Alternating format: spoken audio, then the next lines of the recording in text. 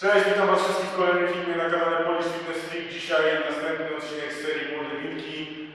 Przyjechał Mateusz, ja już milczę, a Mateusz, Ty się przedstaw, powiedz coś o sobie, o swoim fanpage'u, co osiągnąłeś i zaraz zaczynamy trening plateczny. No to siema, nazywam się Mateusz Bukacki, mam 17 lat. Moją największą pasją jest kulturystyka. Oczywiście niedawno zaliczyłem 2 starty we Wrocławiu oraz w Płocku, gdzie udało mi się zdobyć brązowy medal. Prowadzę swój fanpage na Facebooku, facebook.com/bukacki, zapraszam serdecznie. Ja jeszcze umieszczę oczywiście w informacjach pod filmem link, żebyście mogli sobie wejść bez żadnego problemu. No i tyle, jeżeli chcecie śledzić moje poczynania, to zapraszam. No i co, zaczynamy, nie? Tak jest. Dobra. We have so many rules in life about everything. I say break the rules, not the law, but break the rules. My wife has a t-shirt. My wife has a t-shirt that says, well-behaved women rarely make history. Well, you know, I don't want to burst her bubble, but the same is true with men. It is impossible to be a maverick or a true original if you're too well-behaved and don't want to break the rules. You have to think outside the box. That's what I believe. After all, what is the point of being on this earth if all you want to do is be liked by everyone and avoid trouble? The only way that I ever got any place was by breaking some of the rules. After all, I remember that after I was finished with my bodybuilding career, I wanted to get into acting and I wanted to be a star in films. You can imagine what the agents said when I went to meet all those agents. Everyone had the same line that it can't be done. The rules are different here. Just look at your body. You have this huge, monstrous body, overly developed, that doesn't fit into the movies. You don't understand. This was 20 years ago, the Hercules movies. Now there's the little guys that are in. Dustin Hoffman, Woody Allen, Jack Nicholson, before he gained weight, of course, that is. But anyway, those are the guys that were in. And the agent also complained about my accent. He says, no one ever became a star with an accent like that, especially not with a German accent. And yes, I can imagine with your name, Arnold Schwarzenegger, or whatever the name is, on a billboard. Yeah, that's going to draw a lot of tickets and sell a lot of tickets. Yeah, right. So this is the kind of negative attitude they had, but I didn't listen to those rules. Even though they were very nice and they said, look, we can get you some bit parts. We can get you to be, playing a wrestler or a bouncer. Oh, maybe with your German accent we can get you to be a Nazi officer in Hogan's Heroes or something like that. But, I didn't listen to all this. These were their rules, not my rules. I was convinced I could do it, that if I worked as hard as I did in bodybuilding, 5 hours a day, and I started getting to work, I started taking acting classes, took English classes, took speech classes, dialogue classes, accent removal classes I even took. I remember running around, a fine wine grows on a vine. You see, because Germans had difficulties with the F and the W and the V. So fine wine grows on a vine. I know what some of you now say is, I hope that Arnold got his money back. But let me tell you something. I had a good time doing those things and it really helped me. And finally, I broke through. I broke through and I started getting the first parts in TV, streets of San Francisco. Lucille Ball hired me. I made Pumping Iron, Stay Hungry. And then I got the big break in Conan the Barbarian. And there the director said, if we wouldn't have Schwarzenegger, we would have to build one. Now think about that. And then when I did Terminator, I'll be back. Became one of the most famous lines in movie history, all because of my crazy accent.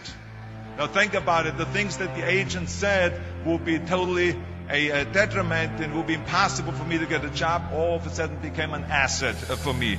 All of those things, my accent, my body and everything. So it just shows you never listen to that you can't do something. And you have to work your way up, of course, run for something else first. I mean, it was the same when I ran for governor. The same lines, you have to work your way up, it can't be done. And then, of course, I ran for governor, and the rest, of course, is history. They said you have to start with a small job as mayor, and then as assemblyman, and then as lieutenant governor, and then as governor. And they said, that's the way it works in a political career. I said, I'm not interested in a political career. I want to be a public servant. I want to fix California's problems and bring people together and bring the parties together. So, like I said, I decided to run. I didn't pay attention to the rules, and I made it, and the rest is history. Which, of course, brings me to rule number 3. don't be afraid to fail. Anything I've ever attempted, I was always willing to fail. In the movie business, I remember that you pick scripts. Many times you think this is a winning script, but then of course you find out later when you do the movie that it didn't work, and the movie goes in the toilet. Now we have seen my movies, Red Sonja, Hercules in New York, Last Action Heroes, those movies went in the toilet.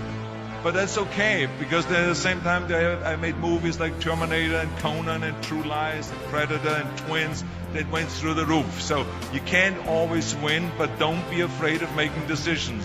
You can't be paralyzed by fear of failure, or you will never push yourself. You keep pushing because you believe in yourself and in your vision. And you know that it's the right thing to do, and success will come. So don't be afraid to fail.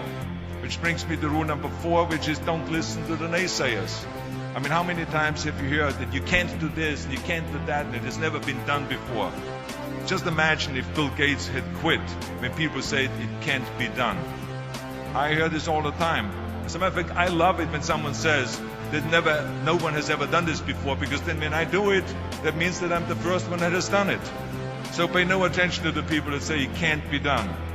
I remember my mother-in-law, Eunice Kennedy Shriver, when she started Special Olympics in 1968, people said that it would not work. The experts, the doctors that specialized in mental disabilities and mental retardation said it can't be done. You can't bring people out of the institution. You can't make them participate in sports, in jumping, in swimming, and in running.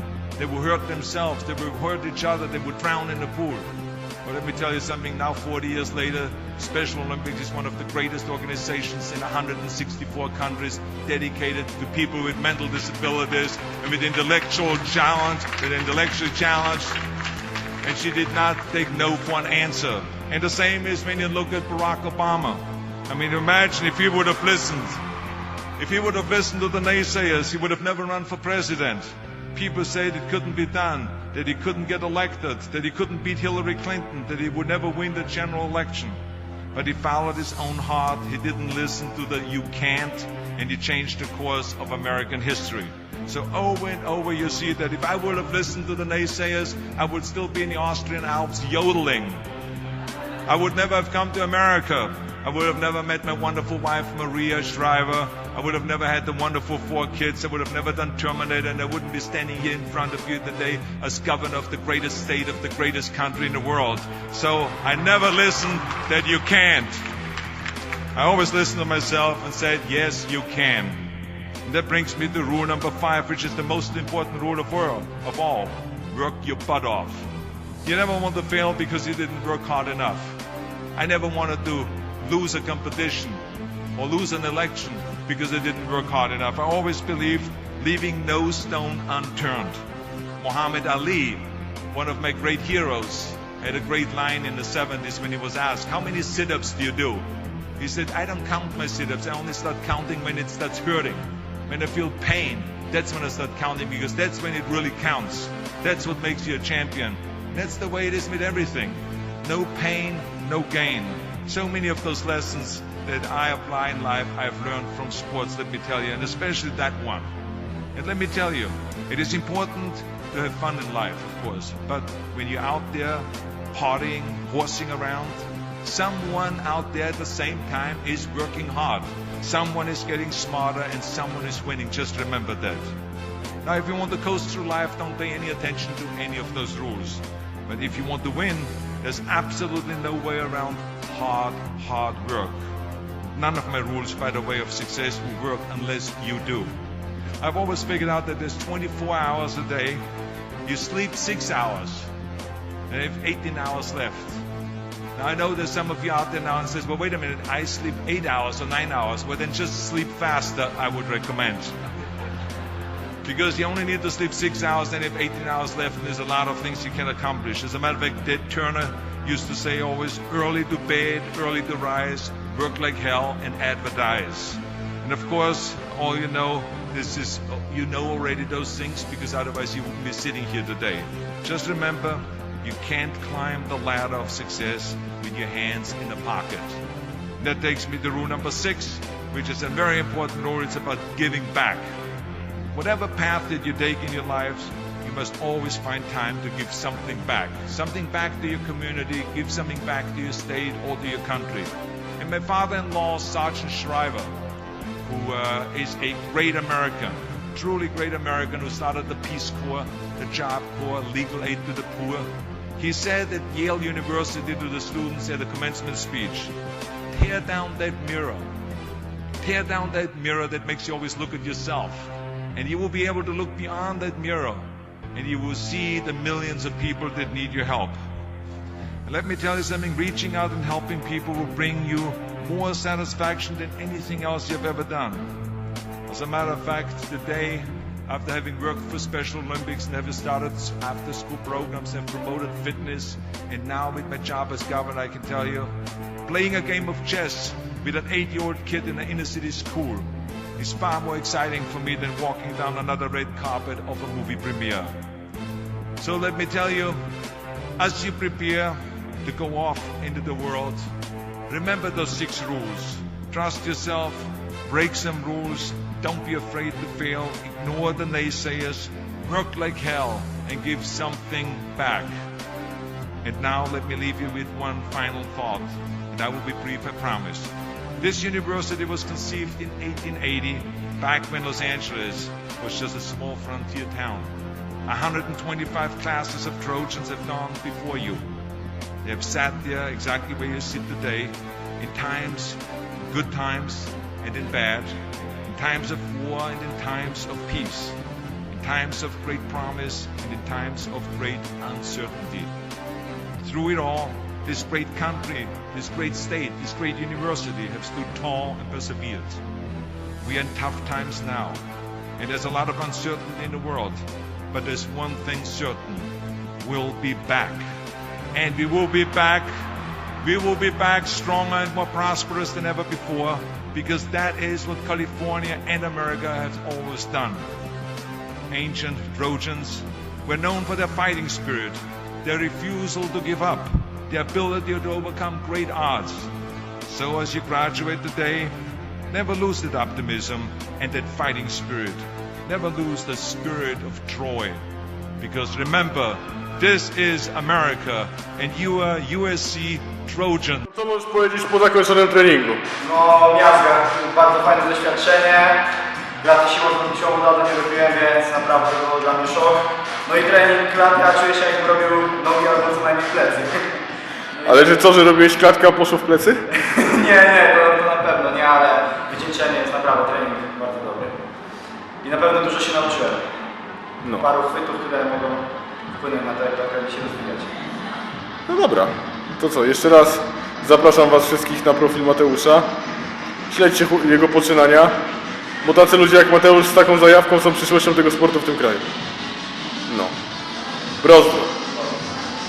Fuck average.